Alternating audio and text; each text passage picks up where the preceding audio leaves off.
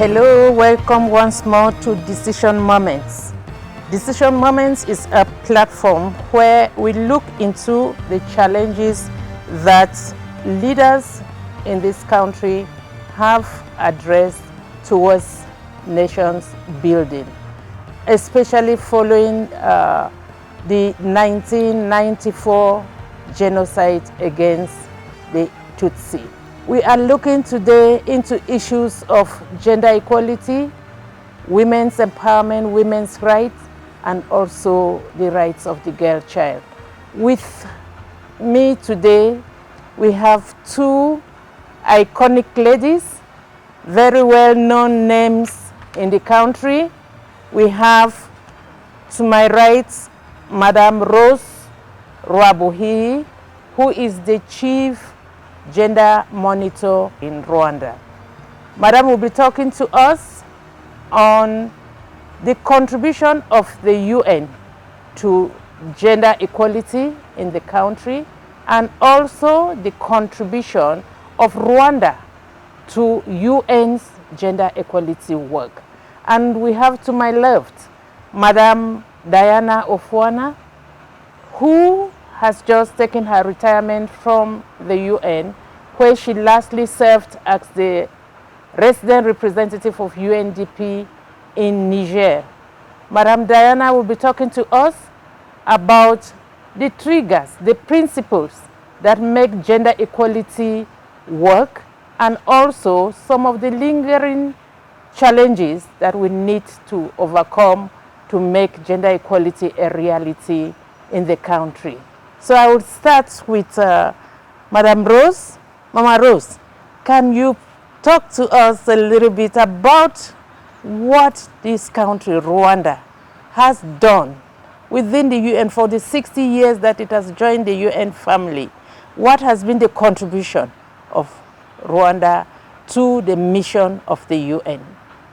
Hi, Janet, and thank you for inviting us in this discussion, Decision Moment. I think 60 years have passed, but we will more talk about the 28 years behind us, because that I've been there, I can talk about it. I think what Rwanda has contributed to the UN in terms of gender equality and women's empowerment, I think first that really modeling and proving that some of the conventions, the international agreements that have been passed through the UN system can be a reality.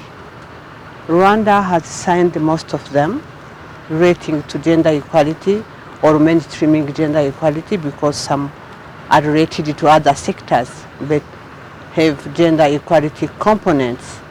And Rwanda made it a point of honor to implement, and to implement in a way that the model is going to be something that can also be replicated and inspire others. When you look at the governance side, I think we have been blessed to have a parliament, the only parliament in the world that has a majority of women, not only on one term, now it is 3 times that we have majority. And I remember the beginning, the people will think that the parliament is going to collapse because it had a majority of women. It was a premiere in the world. But now I think people have seen that it is possible, it can happen to have women in parliament, a good number. They can contribute, they can lead, they can transform, they can bring in laws and manage that those laws are really related to the whole nation, not only on issues of gender equality and women's empowerment, but also to the whole sectors of the life of a nation. That is one example that comes in my mind. The second thing that Rwanda has contributed to is to really have an compromising voice on gender equality and women's rights. Whenever UN has called a meeting, Rwanda has been very vocal through the highest leadership of the country. There is no single meeting that the UN has called and Rwanda has not been able to mainstream gender equality in that meeting, whatever the thematic. I think that has been a contribution, a very consistent voice that has been there, hammering, inspiring, explaining, and bringing very fresh ideas that gender equality is a must, gender equality is possible, and the gender equality is an incentive. I think those three things have been very clearly outlined in all the meetings that the different leaders and the highest leadership of Rwanda has been the UN, whatever the thematic area they were talking about, gender has been central and has been strong. This also has been a contribution to push forward the gender agenda in the United Nations. Thank you very much, Madam Rose. You mentioned two very powerful things, Parliament, and that we have more than 50% of parliamentarians are women, and that at one stage there was anticipation that Parliament would fall because we are having women. So I was actually going to ask you, how are these women performing? But you already answered. But can you elaborate a little bit more on us on how the women parliamentarians are managing, not only managing, but are really pushing the agenda of oversight, the agenda of reviewing, of really making sure that government policies align with what government says they will do on gender and on development in general, because they are not there for women, they are there for the country. Women in the parliament and in the Senate, because they work together and in a very good way, they have contributed a lot in pushing the gender agenda in this nation. First, through the constitution. If you look at the Rwandan constitution, it is very clearly, it outlines gender equality in a very detailed way.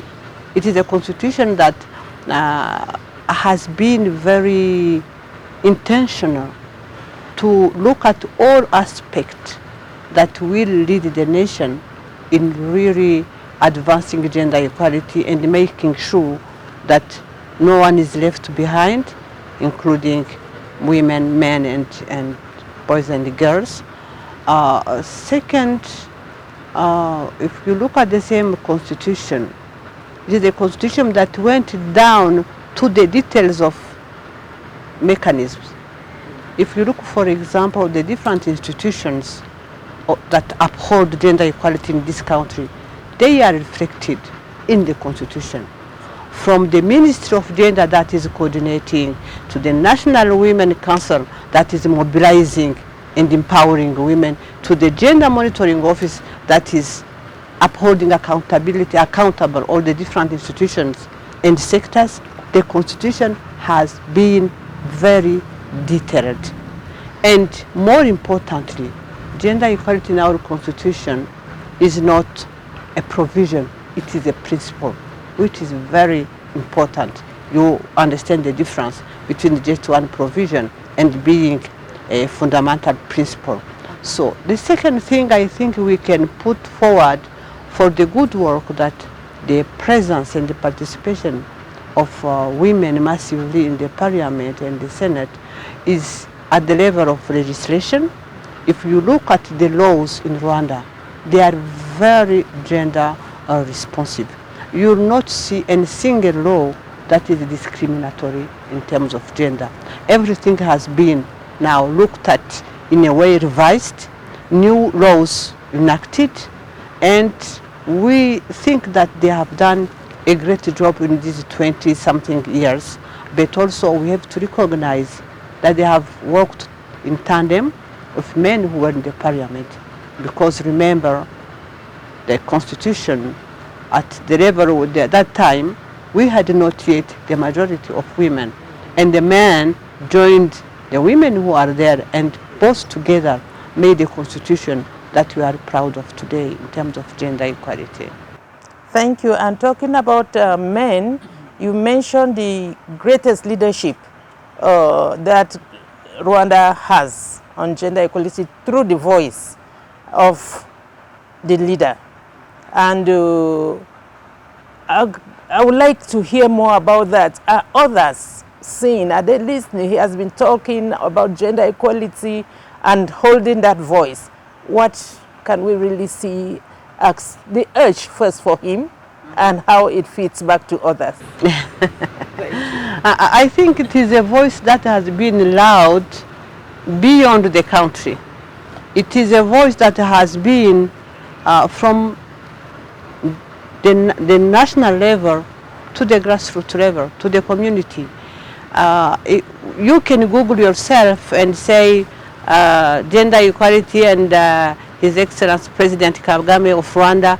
You have quotation not only in international arenas but in the community outreach. You'll see that at the national level this has been consistent, and for us in Rwanda it is a big asset, because when the leadership is consistent, it is not something that comes because there is an event.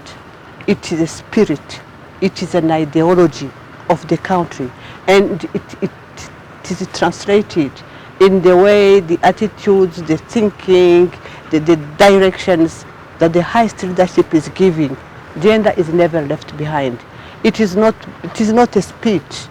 It is really a spirit, and this is very critical for the nation.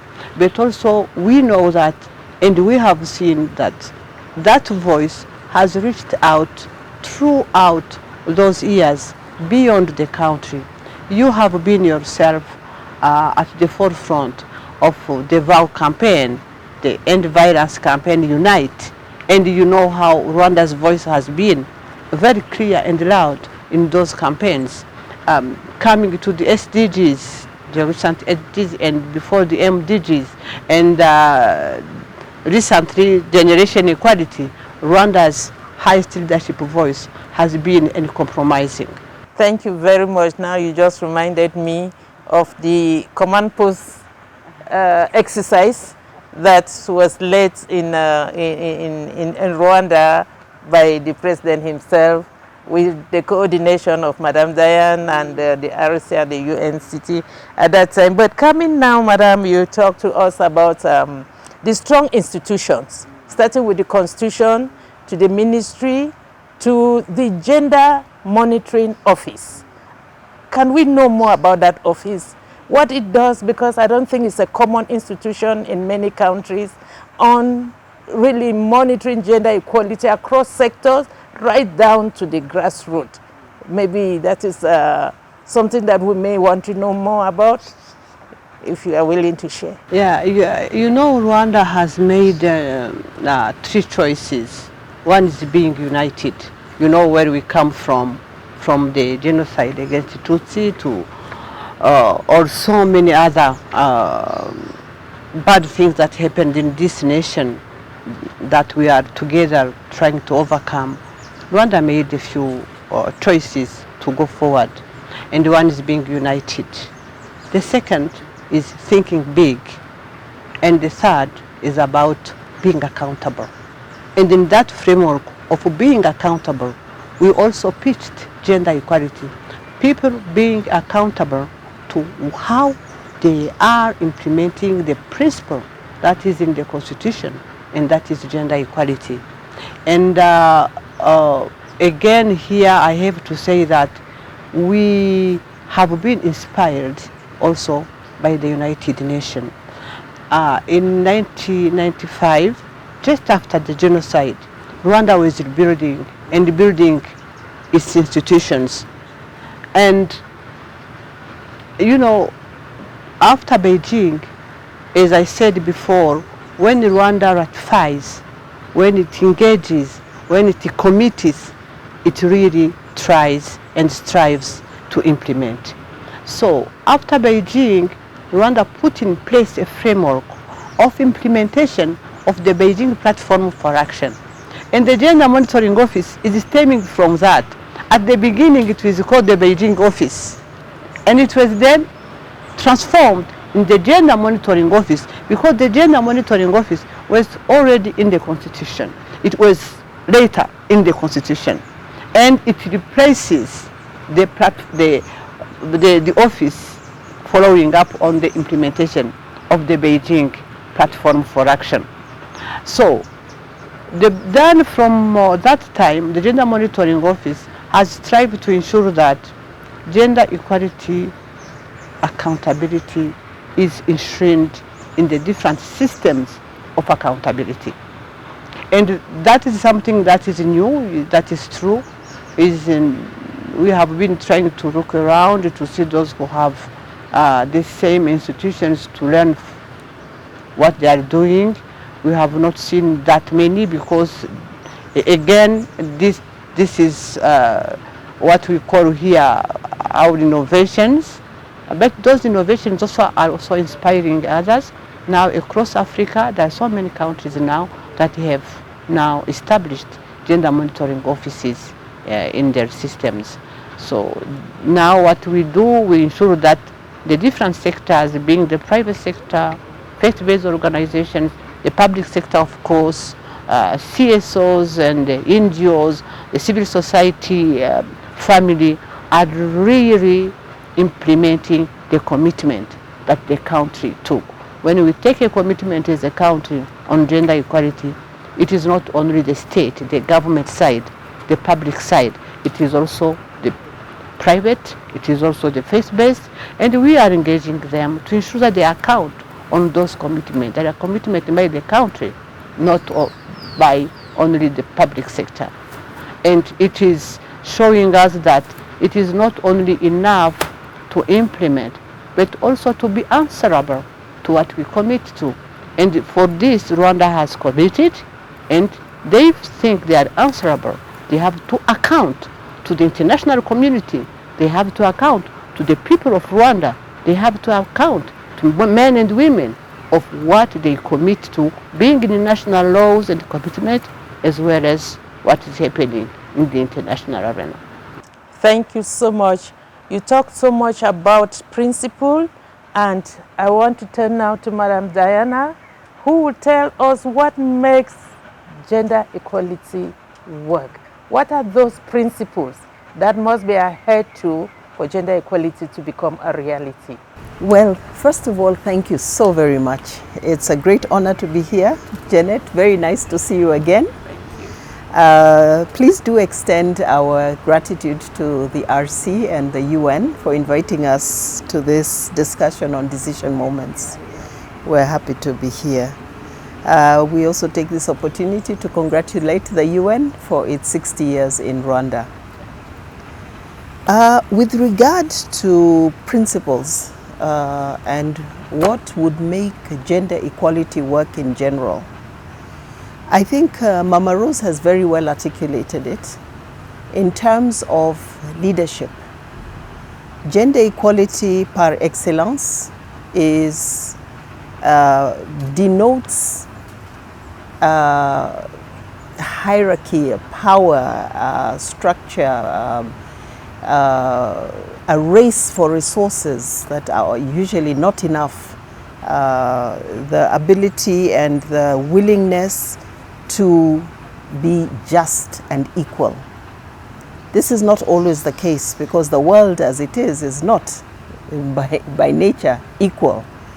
So in this respect, you will find that disconnect and the dichotomy, and it is very important that at the highest level of leadership, they are cognizant of the fact that we must always be looking out for social justice to ensure, as enshrined in the Constitution, that every single last human being, man, woman, child, boy or girl, benefits equally to all the opportunities and the fruits of development. So that is key.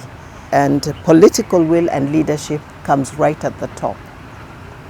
The policy framework is equally important because it is, you cannot work without a framework. You cannot work without a constitution. You cannot work outside that framework, otherwise it becomes anarchy. And so one of the most beautiful stories of Rwanda is just in the process of even writing that constitution, the first constitution after the genocide against the Tutsi. The participatory process in elaborating that constitution was very impressive. Every single person was consulted to the furthest corners of Rwanda, and the focus groups had to include 50% of women.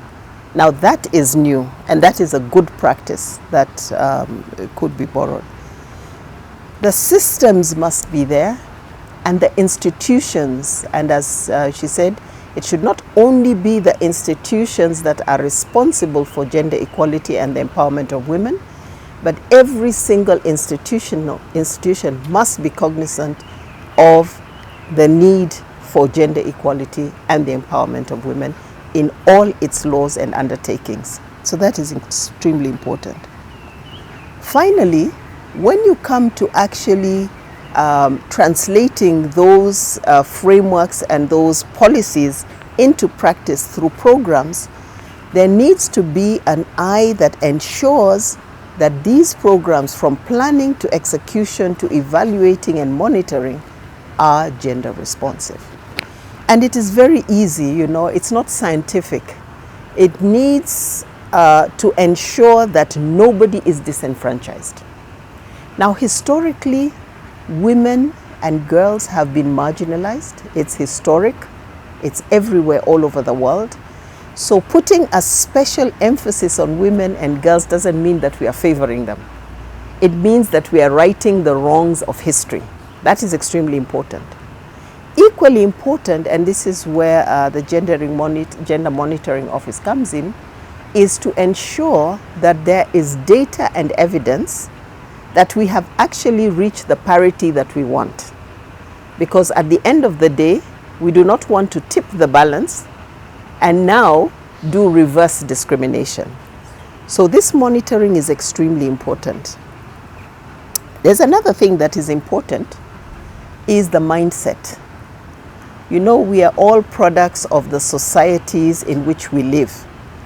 And many a time, society and culture has a habit of denigrating women to a lower status than that of men. Sometimes even riddling women with guilt and shame for just wanting to be part and parcel of the development process. Now, this is something that needs to shift with a lot of advocacy and going back again with a lot of leadership at all levels. This is extremely important. So I think the bottom line is to always remember that the empowerment of women does not come at the cost of disempowering men. It is extremely important. Otherwise, you create an imbalance. It generally means disenfranchising nobody. Just being very conscious of the fact that in everything that we do, whether it be at the political level, whether it is policy articulation, whether it is actually undertaking programs, we must be very aware of what it takes to ensure that there is fairness and justice. The last point is the importance of having enough resources. And resources here goes beyond money. Financial resources are critical. You cannot do anything without financial resources. Human capital. The resources that are required to ensure that gender equality does actually happen is very important. So we see a habit of having national development plans that are very transformative, that have lofty goals, but at the end of the day, when it comes to programming, they are little midgets, small little tokens, almost akin to little funds for let's give women a sewing machine. You know, let's make them happy here with a little revolving fund. That does not cut it. No. Transformation, if we endeavor to become a middle-income country by 2035 and a high-income country by 2050, the journey is for everybody. That transformation is for men, women, boys, and girls. And the participation in getting there must be by everybody. So that's Thank you so much, Madam Diane. You've mentioned so many important things, so many, but you touched on the nerve center, which is resources. And this is where even us as the UN, given the critical times that we are in, we are trying to reimagine, trying to recreate, right, trying to rethink how can we make resources. We're talking about moving from funding to financing, and we have been having discussions around that. Maybe it's really time for us to rethink funding, especially financing for gender equality.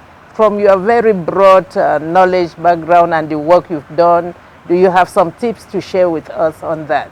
Yeah.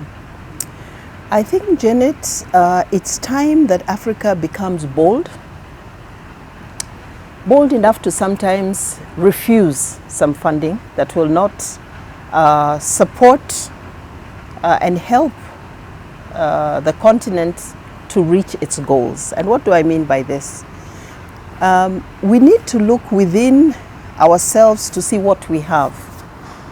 We have in Africa as a whole resources, natural resources. We have the land, we have the people, we have skilled people. We have resources within the continent that can be used first and foremost. Now, these resources need to be used in an optimal manner.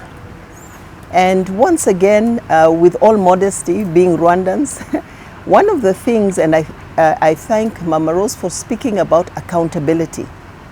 It's extremely important to be very accountable for the resources that we have ourselves. Look at the resources we have, audit them, know what we have, how to use it in the most optimal of manners, and then after that, only go for what we do not have and what we need as a top-up. This includes skills, bringing skills from outside. Needs to be skills that will be utilized alongside the skills that we have and capacity built going forward.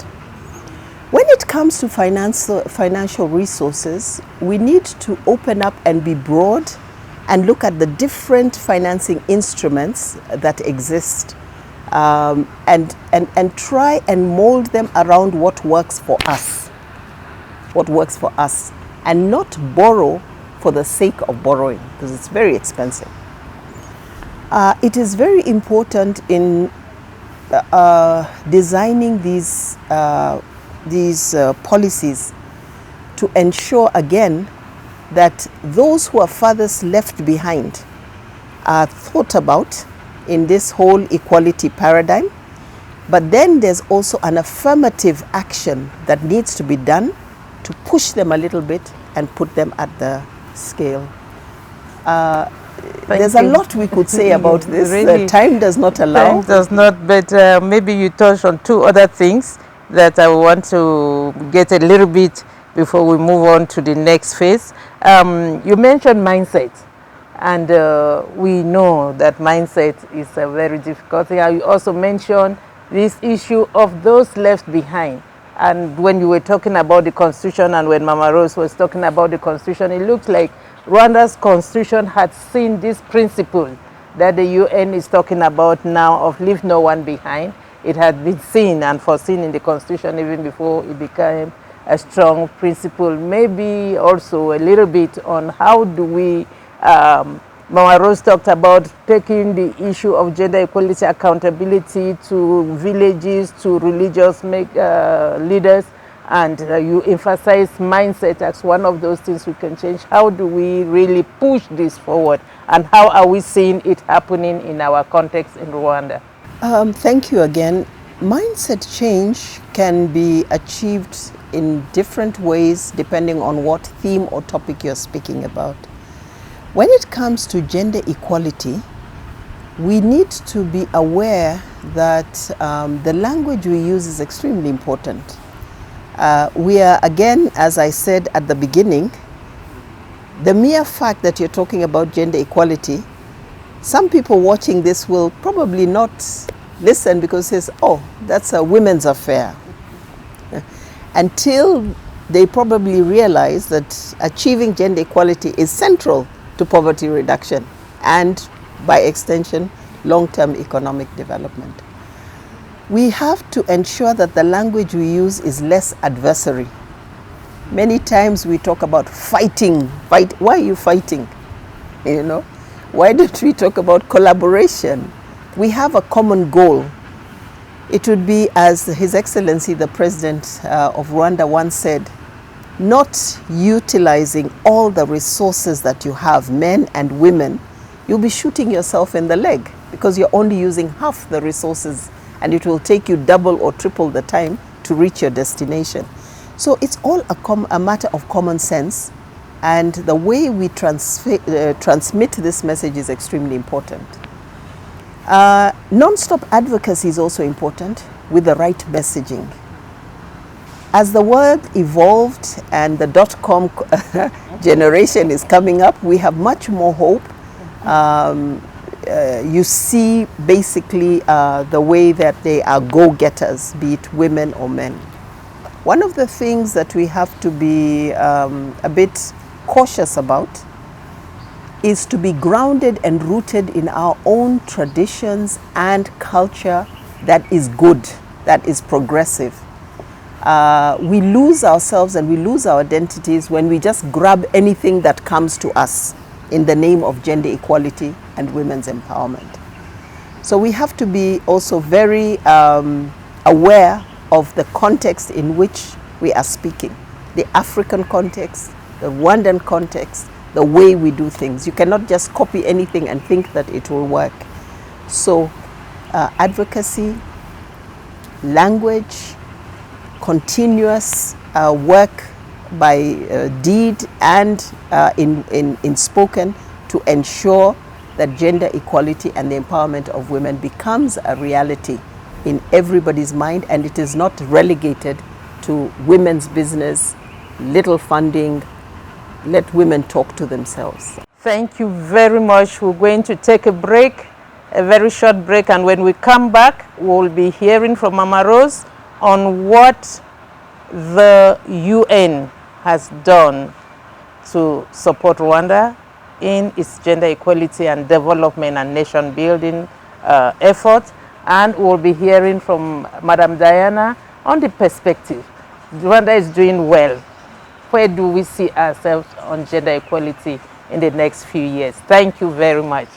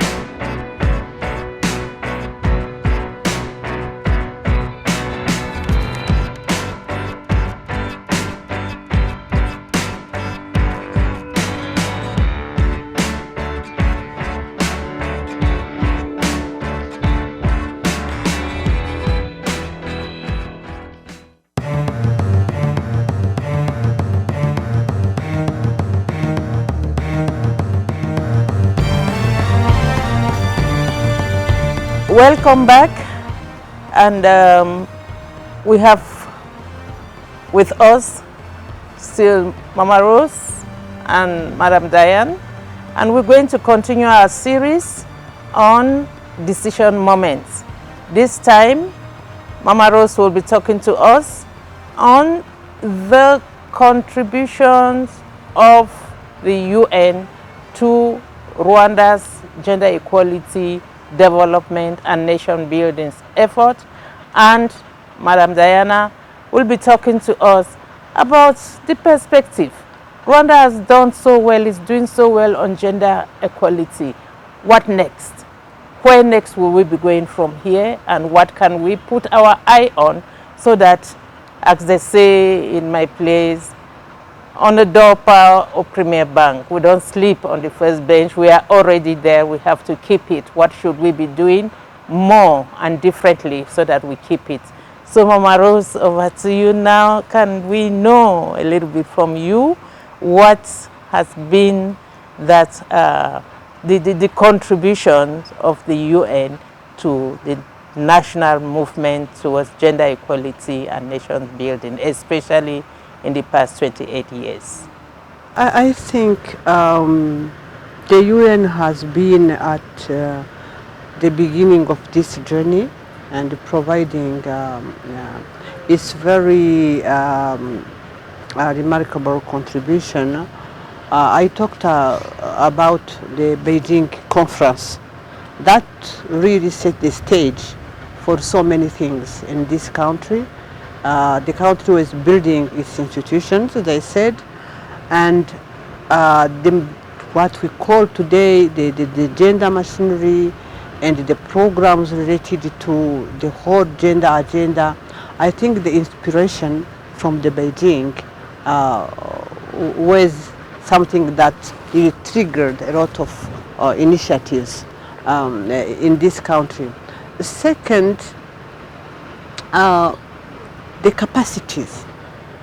I think the UN has been very important in supporting capacity building in terms of gender equality and women's empowerment, not only in terms of technical capacities, but also in inspiring strategies, because we have been supported as a nation in terms of connections, in terms of networking, getting the experience from some other side, but also going there and thinking by ourselves what others were thinking of, were doing, were planning. And those different meetings in the arena, Rwanda took really the advantage and learned. We have been a very good student and learning and listening, but also coming back and translating in our own ways, domesticating it in the way that we need it in our nation. And I think something that is very important is positioning gender at the international level. That also brings with it some responsibility for you to look behind. I was thinking as we were preparing and discussing, I just grabbed the Beijing plus 25 Rwanda country report. And I was looking at it and saying, oh my God, did we do this? So in these 25 years. But this review, that is our commitment, it also helps us to look behind and say, did we forget something? So the bar is high and we took it, but this is accountability. It shows us that you have gone a wrong way, but look behind and see, what haven't you yet done? And I think that is what Diana is going to talk about, where we do still have to improve, where do we have to put our strengths, where do we have again to focus, because we can say, as we say in French, dormir sur le laurier, think we have achieved all of it. But these different reviews we did in the CSWs, in the Beijing Plus, in the SDGs, you know, it is not lost time.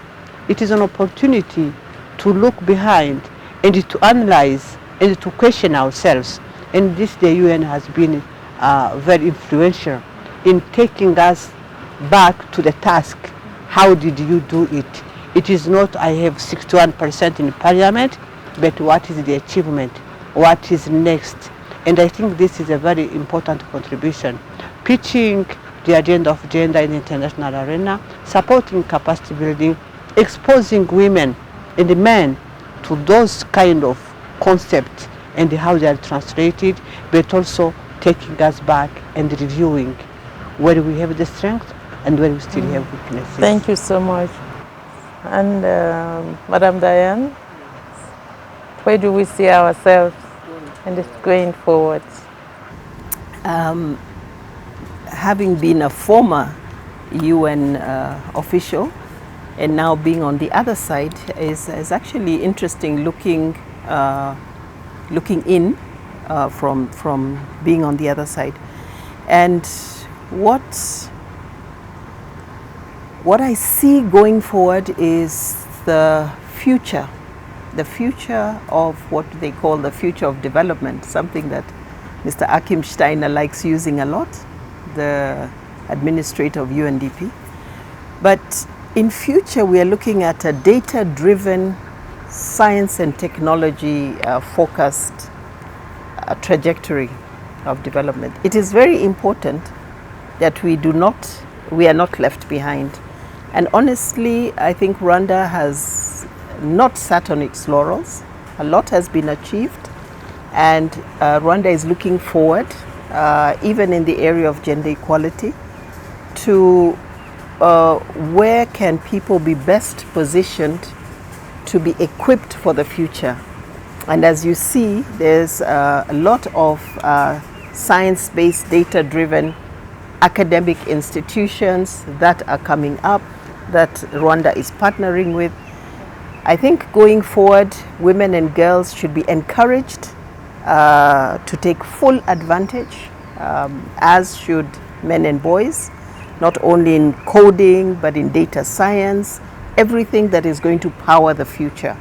Innovation is going to be high up on the agenda, artificial intelligence, and we need to be at the cutting edge of those kinds of discussions. We've talked so much about climate change and the effects that it is going to have. If we do not act today, needless to say, the future will be bleak. All the development gains that we have had this far are at great risk of being depleted. And so this is an area that we have to also be very cognizant of.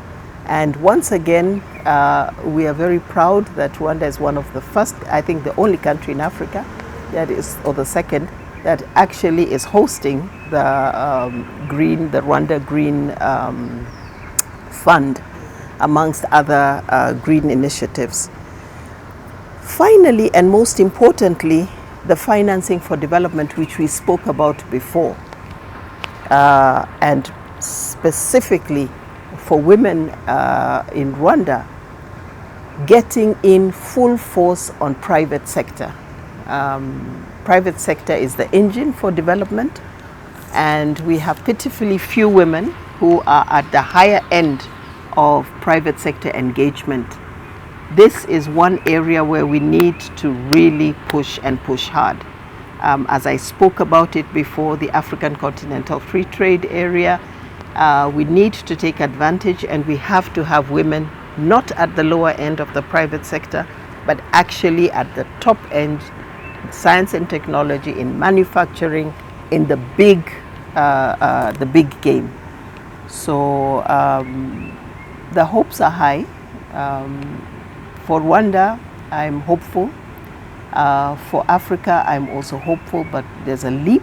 We have a very big leap, and we have to ensure that we do not leave women and girls behind in this race to the future of development.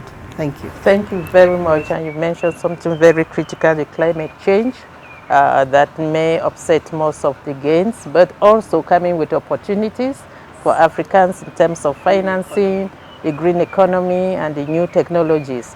So thank you very much. Maybe a last word from you, Mama Rose? The last word is we are part of the United Nations, and Rwanda will continue providing its modest contribution, and we welcome the UN to continue also supporting gender equality. The journey is still there. We have not yet reached where we want to be, and we believe the UN will play a great role in that journey that is continuing. Thank you very much. And you, Mama? There. My last word would be once again congratulations to the United Nations for its 60 years of support to Rwanda. And globally, my faith in multilateralism still stands. However, the UN needs to look into itself and move with the times to ensure that the support that it is providing to the various countries is indeed the support that is needed for the times and also for looking into the future. So once again, thank you for inviting us and for being here, and happy anniversary. Thank you very much. And viewers, thank you for this time. We have come to the end of our conversation. When we will meet you next, we'll be talking on other very specific and thematic issues related to gender equality. Thank you and happy anniversary.